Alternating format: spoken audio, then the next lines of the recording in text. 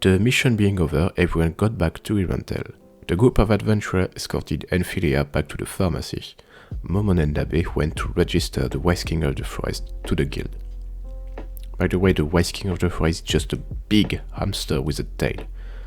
So imagine the amount of shame you would feel riding it.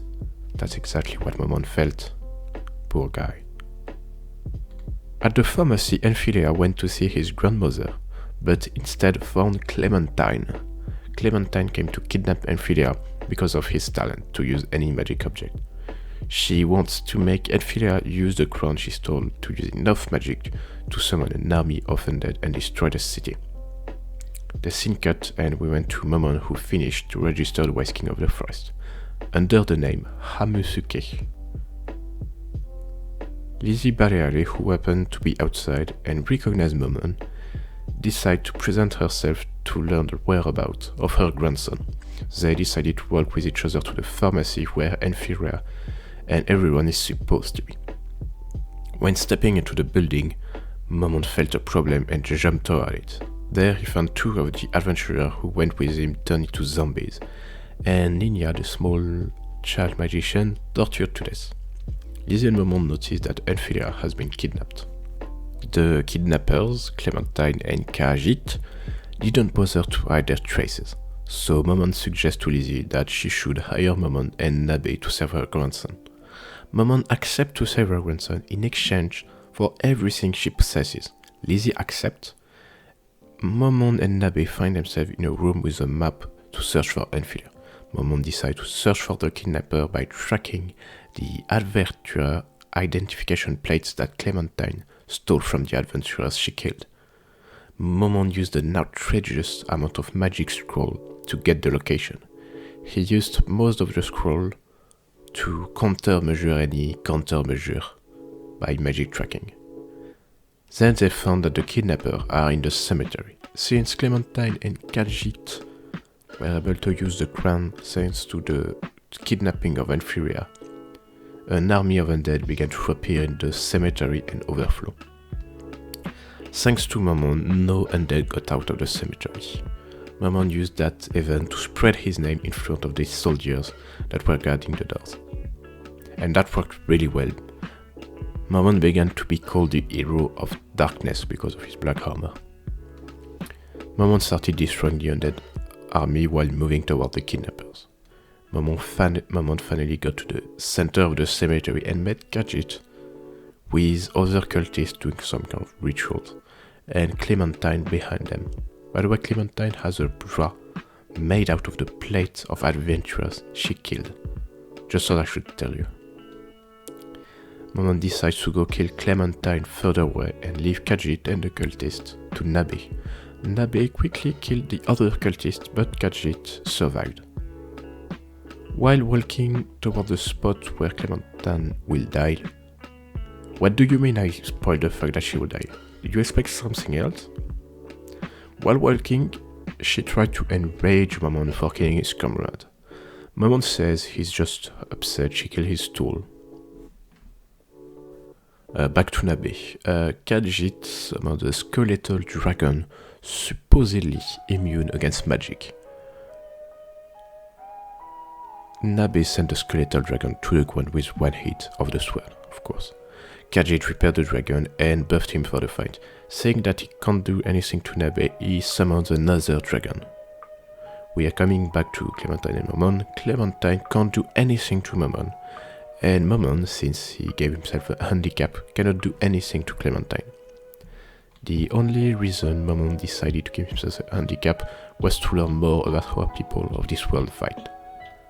After thinking a lot about how Clementine fight, he decides to fight a little more seriously and ask Narberal Gamma to do the same. And Nabe, no sorry, now it's Narberal because she will use a lot of magic that people of this world consider impossible. She teleports and fly and all, but toys with Kajit before killing him. She makes sure to use magic that outrank the immunity of the dragons to kill them. But humans aren't supposed to be able to use that. She kills Kajit and the dragon in one spell. Now to Clementine Momon. Momon gives his sword up and opens his arm like Jesus or something, and wait for Clementine to attack. She does stab Momon in the face, but Momon uses that instant she's close enough to hug her strongly enough so that she can't leave. Clementine is surprised as to how Momon isn't dying. He takes the armor off and crushes her to death with his arms. After that, Heinz revealed that he fought her for revenge, for the death of the adventurer he had a quest with. Then he put his armor back and goes save the severely injured Inferior. Now we go see what I believe happened during what we saw earlier with Momon. We go to Irantel to an expensive restaurant where we see Solution, member of the Pleiades, in the role of a noble and spoiled lady, and Sebas, the butler and leader of the Pleiades, in the role of the servant.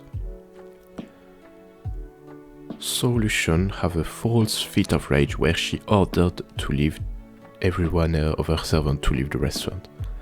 That was a trap set for the driver, and it worked. The driver, named Zach, not that he's named Miters actually, went to talk to thugs to steal from the rich-looking lady Solution. Too bad for the thugs, Sholtir was also in there and killed them all before forcing them to give the name of one of the strongest men in the kingdom that can use abilities and techniques that weren't in Yggdrasil. Solution and Sebas went to the capital under the same cover of the noble lady and the servant to get information. Sholtir went to get one of the strongest men in the kingdom named Brain and Gloves. What a name. Brain is the leader of a group of bandits, and the invasion of his lair by Sholtir made him go to fight her himself. During the fight, Brent went all out from the very beginning, using technique designed to beat Gazef as he has a rivalry going with him. But as you would expect, that big technique did absolutely nothing to Sholtir, and Sholtir obviously didn't fight seriously. She even fought the entire fight with her pinky. Sholtir wanted Brain to show the fighting technique of this world. He did, but she didn't notice. When Brain understood he didn't have any chance, he tries to flee. To run after him, Sholtir used a technique that physically deformed her, put her in a berserker state, and make her stronger. She decimated the rest of the bandits and ran after Brain and Klaus. Brain actually got away using a secret tunnel during the time Sholtir was emptying the bandit of their blood. During that time, adventurers got to the hideout and got prepared to fight against Sholtir. She killed most of them really easily, but the last threw a Yggdrasil potion at her. It was the woman who received one from Momon. Seeing that potion in the hand of a human calmed the berserk state of Sholtir.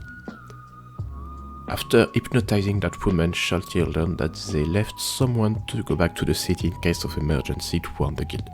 She tries to get that person, but was too late. Going around the forest, she found a strong group of adventurers that was specialized in taking care of vampires.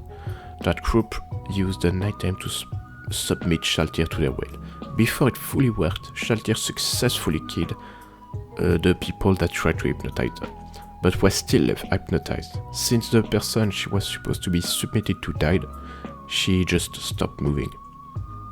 Right after that happened, we see the scene where Heinz learned about it.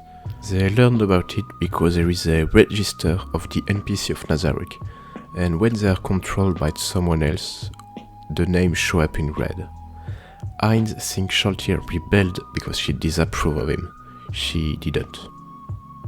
It could have been interesting for the story, but that didn't happen.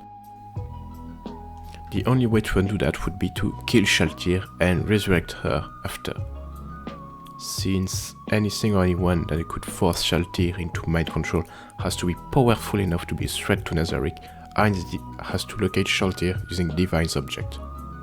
Just while he's doing that, he talks with Naberal, when I mean talk. Heinz is in Nazarick and Naberal or Nabe is in the inn in Irantel. So they talk with magic.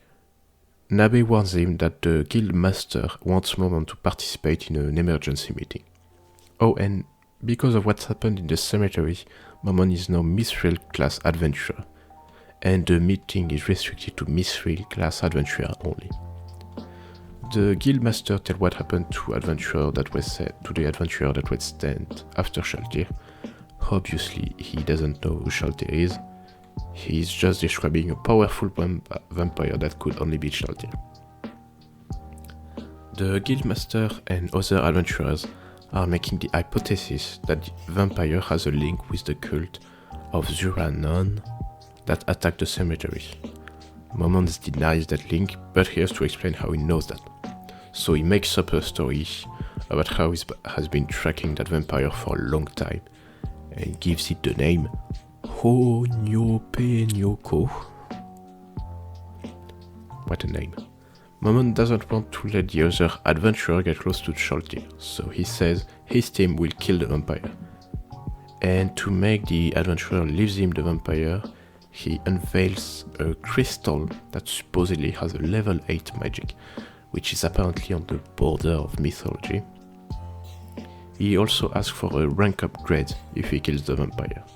When adventurers say they want to come, he strongly refuses them. While going to fight Shaltir, a mystery class adventurer still tries to follow Momon and then get killed by Mare.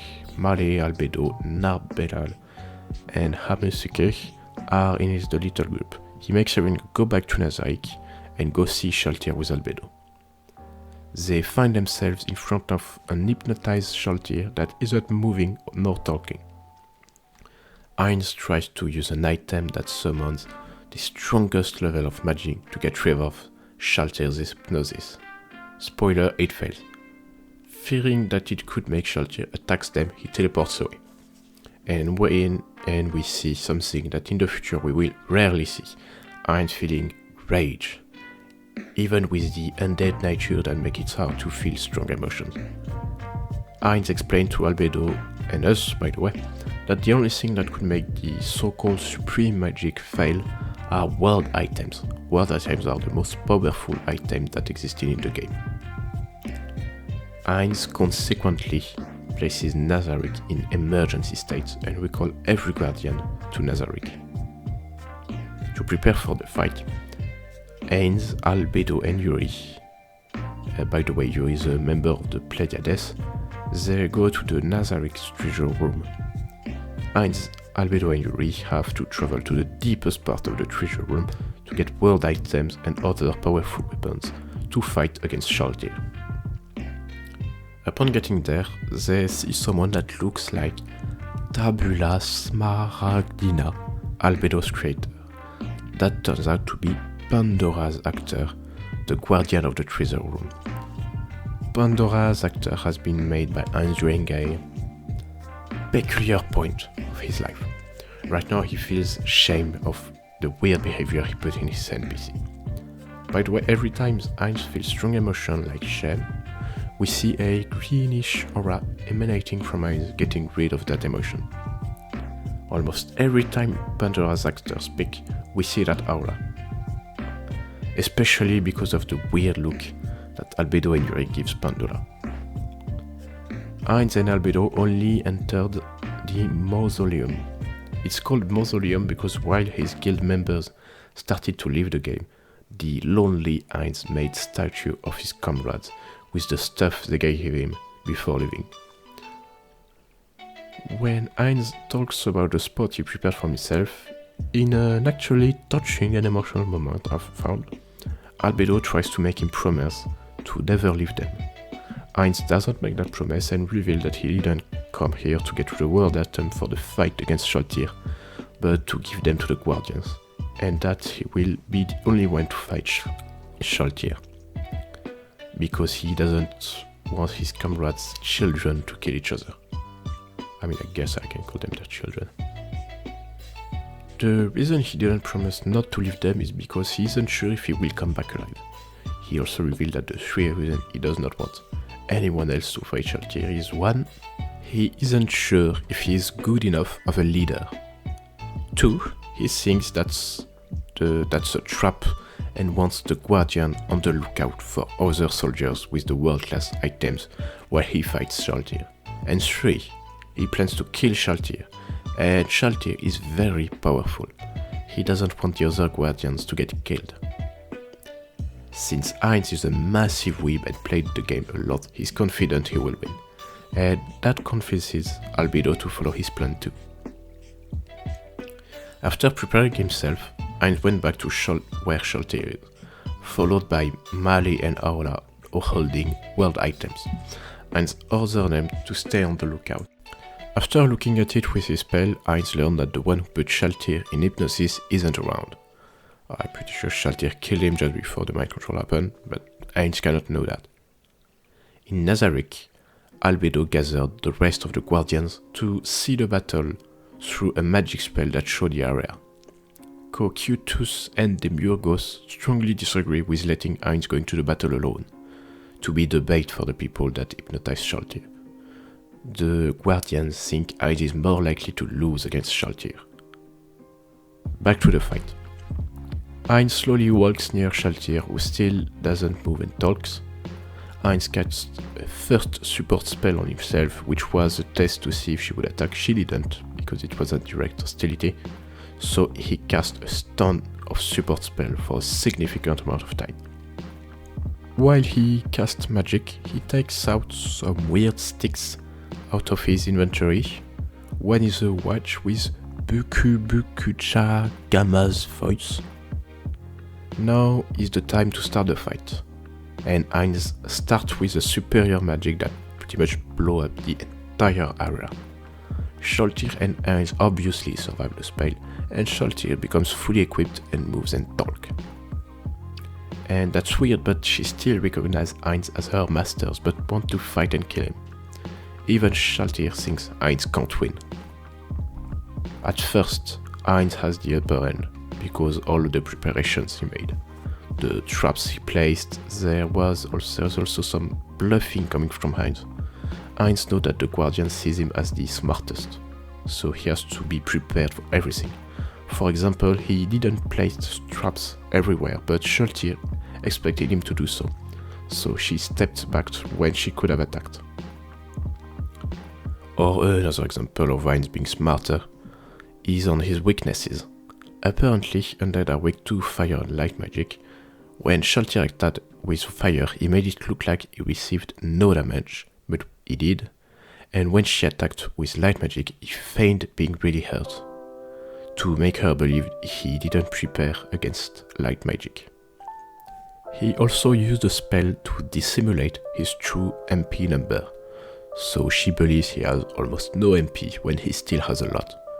At some point, Heinz unleashed enormous magic that this time killed everything on the field. Shaltir survived because she used a resurrection item. After that, Shaltir thought she had an advantage because it costed him a lot of MP. He also casted a spell that made her believe he has a lower amount of HP. After revealing the tricks, he used Shaltir. Shaltir becomes enraged and attacked him, only for Heinz to change his equipment to a full body white armor and red cape. It used to be the armor of Touch Me. Just a warning, Heinz is about to crush Shaltir. For the last part, Heinz constantly changed weapon and armor, using the one of his comrades to defeat Shaltir, using the weird stick he took out in the beginning. And then he used a supreme magic when Shaltir got close enough, using an item to use it instantly. The entire strategy of Heinz during the fight was to chip away at Shaltir's HP to finish her with a supreme magic. After the fight, Heinz returned to Nazarick, summoned everyone in the throne room, and dumped an enormous amount of gold into the floor of the throne room. Apparently in Yggdrasil, to resurrect NPCs, you used an enormous amount of gold. 500 million for Shaltir. So they are trying to resurrect her. The gold liquefy and gather to form the body of Shaltir. Their resurrection worked. Shaltir is just confused. She doesn't know why she is naked in the throne room and everyone is gathered. She doesn't remember what happened. Oh, and she also lost something important.